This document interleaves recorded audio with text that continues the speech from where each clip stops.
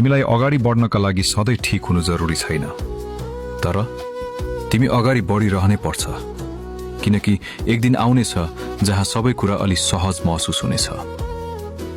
जीवन सधैँ स्पष्ट हुँदैन, कहिलेकाहीँ तिमी थाक्छौ, भित्रैदेखि टुटेको जस्तो लाग्छ र उठ्न पनि गाह्रो हुन्छ।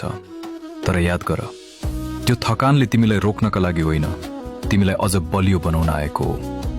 तिमी सोच्न सक्छौ, म अझै तयार छैन, मलाई अझै समय चाहिन्छ। तर सत्य के हो भने कहिले पनि सही समय आउँदैन, किनकि यदि तिमी पर्खिरह्यौ भने दिनहरू बितिरहन्छन्, तर तिमी उही ठाउँमै अर्किरहन्छौ, अनि उही ठाउँमा बसिरहँदा तिमीले खोजेको परिवर्तन कहिले आउँदैन। त्यसैले आजै सानो कदम चाल।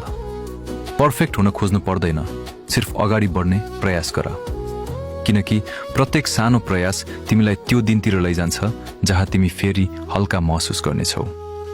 र जब त्यो दिन आउँछ, तिमी आफैलाई धन्यवाद दिनेछौ कि तिमीले हार मानेनौ।